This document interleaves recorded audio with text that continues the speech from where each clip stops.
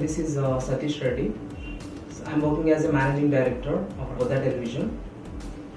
Okay, so ఇప్పుడు మొదటి Buddha television యొక్క విజన్ సో ఫస్ట్ మనకు వచ్చేసి మీడియా ఇన్ఫర్మేషన్ లిటరసీ. సో అంటే ఇక్కడ లిటరసీ అంటే మీడియా ఇన్ఫర్మేషన్ లిటరసీ అనేది ఇది యునెస్కో కాన్సెప్ట్. సో యాక్చువల్గా మీడియా సస్టైనబిలిటీ, ఈ మీడియా అని అంటే సో మనకి ఒక ఇన్ఫర్మేషన్ అంటాం. ఈ ఇన్ఫర్మేషన్ వచ్చేసి మనకి డిస్ఇన్ఫర్మేషన్, ఫేక్ ఇన్ఫర్మేషన్, మిస్ఇన్ఫర్మేషన్ అనే డిఫరెంట్ టైప్స్ ఆఫ్ ఇన్ఫర్మేషన్స్ లో ద్వారా ఇది ఫేక్ ఇన్ఫర్మేషనా లేకపోతే డిస్ఇన్ఫర్మేషనా లేదా మాల్ ఇన్ఫర్మేషనా అనేది ఒక సామాన్య మానవుడికి తెలియనటువంటి సమస్య. ఇలాంటి సమస్య కోసం ఈ బుద్ధా టీవీ ఒక విజన్ ని, మీడియా ఇన్ఫర్మేషన్ లిటరసీ అనే ఒక కాన్సెప్ట్ ని చాలా బలంగా ఒక విజన్ లో చేర్చడం, తద్వారా సామాన్య మానవుడికి కూడా ఒక అక్షరాస్యత అంటే అక్షరం తెలియని వాళ్ళకు కూడా ఈ బుద్ధా టీవీ ద్వారా మంచి అవగాహన విధానాన్ని కల్పించి అసలు బుద్ధా టీవీ ద్వారా ఒక సామాన్య మానవుడు కూడా ఒక అక్షరాస్యుడయ్యి ప్రతి విషయాన్ని సో అడిగేటువంటి రైట్ సో ప్రతి సామాన్య మానవుడికి ఇవ్వాలన్న ఉద్దేశంతో ఈ MIL అనే ఇన్ఫర్మేషన్ ని మనం ఒక విజన్ లో పెట్టడం జరుగుతుంది. People injustice and justice.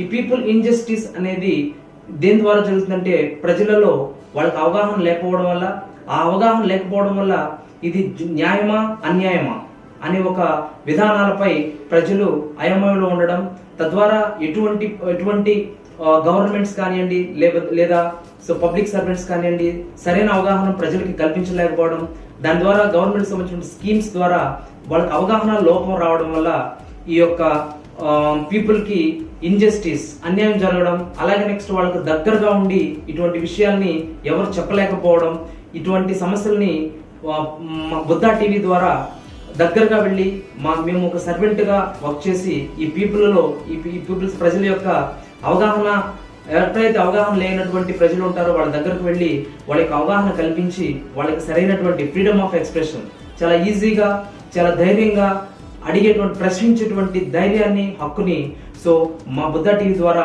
ఇవ్వాలనే ఉద్దేశంతో ఈ మీడియా ఇన్ఫర్మేషన్ లిటరసీ అని ఒక కాన్సెప్ట్ ని తీసుకురావడం జరిగింది. మీడియా సస్టైనబిలిటీ అంటే ఒక ఇన్ఫర్మేషన్ ఎంతవరకు ఖచ్చితం, నిజం అనేది ఎంతవరకు సస్టైనబిలిటీ, ఇది నిజమా అబద్ధమా అని నిగ్గు తేల్చాలి అంటే దానికి స్ట్రాంగ్ ఎవిడెన్స్ బేస్డ్ అనేది ఉండాలి. ఆ ఎవిడెన్స్ బేస్ అనేది సైంటిఫిక్ సర్వే ద్వారా, అలాగే నెక్స్ట్ కొన్ని ఎవిడెన్స్ ప్రూఫ్ తో మాత్రమే ఆ ఇన్ఫర్మేషన్ అనేది మనం నిగ్గు తేల్చగలం.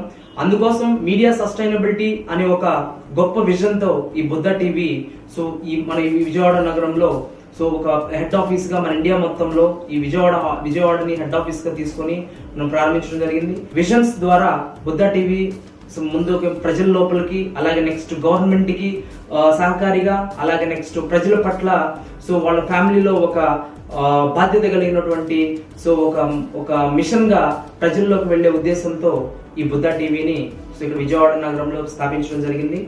రీబర్త్ ఆఫ్ నాలెడ్జ్ ని ఇవ్వగలగడం, సమాజంలో నాలెడ్జ్ ఇవ్వగలగడం, అలాగే నెక్స్ట్ పీపుల్ కి ఒక సోషల్ ఇంక్లూజన్ అంటే ప్రజలకి సామాజిక చేరికలు దగ్గర చేయడం, అలాగే నెక్స్ట్ న్యాయం అన్యాయం ఇవి ఎక్కడ జరుగుతున్నవి, ఎందుకు జరుగుతున్నవి, ఎలా జరుగుతున్నవి, ఎవరి ద్వారా జరుగుతున్నవి, వీటన్నిటిని సో ఖచ్చితంగా ఈ మీడియా ఇన్ఫర్మేషన్ లిటరసీ అనే యునెస్కో కాన్సెప్ట్ ద్వారా సో ఎక్కడ ఫేక్ ఇన్ఫర్మేషన్ జరుగుతుందో ఆ ఇన్ఫర్మేషన్ ని బట్టబయలు చేసి అది నిజమా కాదని ప్రజల ముందే ఉంచి సో సరైనటువంటి న్యాయం చేయడానికి, పీపుల్ కి జస్టిస్ ఇవ్వడం కోసం సో ఈ బుద్ధా టీవీ అనేది ఈ రోజు మనకి ఈ భారతదేశంలో, అలాగే భారతదేశంలో ఆంధ్రప్రదేశ్ స్టేట్ లో విజయవాడ అనే మహానగరంలో స్థాపించడం జరిగింది.